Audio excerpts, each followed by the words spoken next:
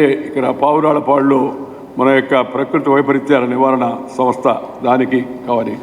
ఏదో మచిలీపట్నం దగ్గర బందర్ దగ్గర ఇప్పుడు నైట్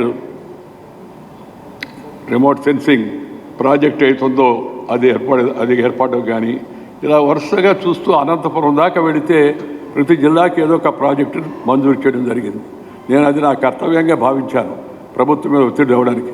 ఈ సందర్భంగా ఒక విషయం చెప్పాలి మీకు. ఒకరోజు ప్రధానమంత్రి గారు మోడీ గారు మేము ఐదుగురు కూర్చోన్నాం ముఖ్యులు మాట్లాడుతున్నప్పుడు మోడీ గారు ఇదో విషయం వస్తే ఆంధ్రప్రదేశ్ కంటే వెంకయ్యనాయుడు గారు ఉన్నారు, అందరూ మంత్రులను పిలిపించి రాష్ట్రానికి కావాల్సినవన్నీ ఇప్పించాడు, కానీ గుజరాత్ రాష్ట్రానికి ఎవరున్నారు అన్నాడు. మీరు అర్థం చేసుకోండి దాన్ని బట్టి. అంటే గుజరాత్కి ఎలక్షన్లు అనౌన్స్ చేస్తున్నారు. నేను మామూలుగా చొరవగా మాడుతుంటాను, కొంచెం సీనియర్ కూడా కాబట్టి వయసులో అనుభవంలో. నేను వెంటనే గుజరాత్ ఏముంది, మోడీ గారు ఉన్నారు, ప్రధానమంత్రి, ఆటోమేటిక్గా గుజరాత్ గెలుస్తామన్నా, అప్పుడు రాజకీయంలో ఉన్నాను కాబట్టి. అంటే వెంటనే మోడీ గారు జోక్యం చేసుకొని ఏం చూసి ఓటేస్తారు, ఎందుకు ఓటేస్తారు, ఆంధ్రప్రదేశ్ కంటే అన్నీ ఇప్పించాడు వెంకయ్యనాయుడు గారు ఉన్నారు కాబట్టి గుజరాత్కి ఎవరు ఉన్నారని ఆయన కాకతాళీయంగా అన్నాడు. అరుణ్ జైట్లీ గారు గుజరాత్ నుంచి మంత్రి, ఆయన రాజ్యసభ సభ్యుడు, పరోక్షంగా ఆయన మీద ఒక చురక అంటించాడు. ఆయన చూడు ఆ రాష్ట్రం కోసం ఎంత కృషి చేస్తున్నాడో, నువ్వు కూడా అలా చేయాలి కదా అని చెప్పని అరుణ్ జైట్లీ గారిని. తర్వాత అరుణ్ జైట్లీ గారు నాతో అన్నాడు, ఆయన మనసులో ఉన్న మాట చెప్పాడు అని చెప్పని. అయితే ప్రధానమంత్రి అడ్డుపడితే మనకి రాష్ట్రానికి ప్రాజెక్టు వచ్చి ఉండేవి కాదు. ఒక తప్పుడు ఆలోచన అది.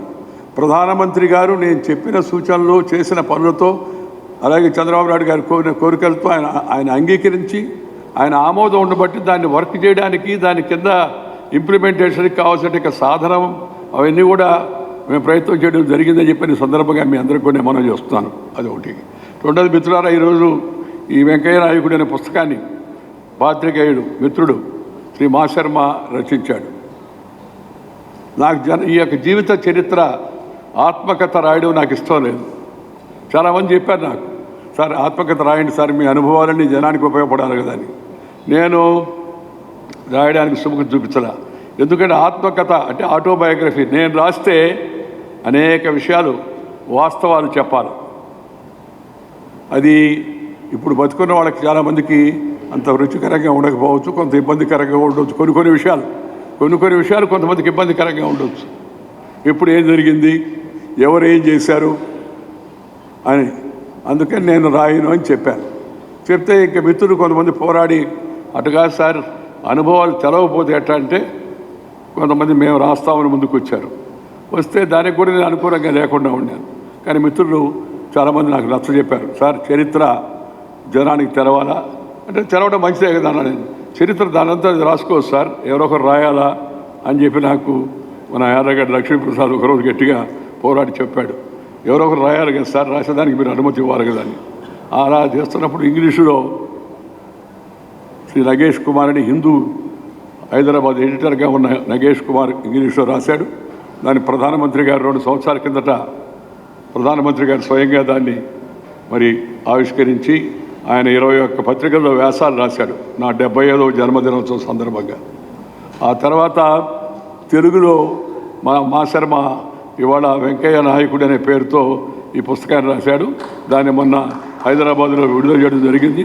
అయితే మన మిత్రులు ఏం చెప్పారంటే, సార్ పివి నరసింహరావు గారు కూడా ఆయన ఆత్మకథ రాసుకున్నప్పుడు ఈ పుస్తక పరిచయం అనే కార్యక్రమం పెట్టి అన్ని చోట్ల పెట్టాడు, ఒక దగ్గర పరిమితం చేయలేదు.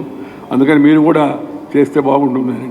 నేను మొదటి నుంచి రాజకీయాల్లో ఉన్నప్పటి నుంచి మీ అందరికీ తెలుసు, ఏదైనా ఊరికి వెళితే సాయంత్రం పూట ఆత్మీయ సమావేశాలు పెడుతుంటాను. ప్రతి ఒక్కరి ఇంటికి పోవడం, లేకపోతే వాళ్ళందరూ వచ్చి నన్ను కలవడం వ్యక్తిగతంగా సాధ్యమయ్యే పని కాదు. కాబట్టి అది విజయవాడ వచ్చినా, గుంటూరు వచ్చినా, రాజమండ్రి వచ్చినా, లేకపోతే నెల్లూరు వచ్చినా, లేకపోతే ఇంకొక ఊరికి పోయినా సరే ఈ యొక్క ఆత్మీయ సమావేశం పెట్టేవాళ్ళం. దాన్ని దృష్టిలో పెట్టుకొని ఈ పుస్తక పరిచయం అనే కార్యక్రమాన్ని విజయవాడతో మొదలుపెట్టేవాళ్ళ. ఆ తర్వాత 4వ తారీఖు నెల్లూరులో, మా సొంత ఊరు కాబట్టి, ఆ తర్వాత విశాఖపట్నంలో 12వ తారీఖు